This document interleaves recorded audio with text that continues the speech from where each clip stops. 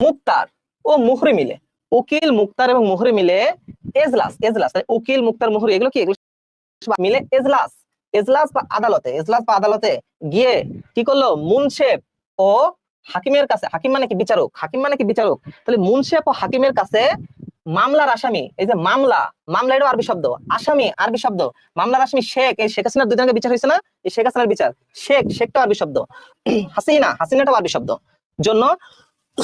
হুকুম চাইলো, কি চাইলো, হুকুম চাইলো, যে হুকুম, হুকুম আরবি শব্দ, হুকুম বা রায় চাইলো, রায় চাইছে, রায় আরবি শব্দ, হাকিম, এটা হাকিম আরবি শব্দ, হামিম, এই যে তোমার হামিম ভাইয়া, তোমার হামিম ভাইয়ের কাছে রায় চাইছে, বুঝছো, এই হামিম ভাইয়ের কাছে রায় চাইছে, তো এই যে হামিম, হামিমটা আরবি শব্দ,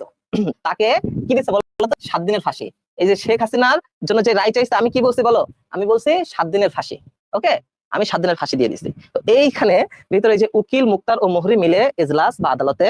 এজলাস আদালত, মুনশেফ, হাকিম, মামলা, আসামি শেখ হাসিনার জন্য হুকুম বা রায় চেয়েছে, হাকিম, হামিম তাকে 7 দিনের ফাঁসি মঞ্জুর করছেন, 7 দিনের ফাঁসি, বুঝছো, 7 দিনের ফাঁসি। আমি বলে দিছি এইভাবে যে দেখো আমি এইভাবে লিখেছি, তোমরা তো দেখো নাই, 302 ধারা, মনে করো এরকম 302 ধারা মোতাবেক, মোতাবেক শেখ হাসিনা, হাসিনাকে 7 দিনের ফাঁসি,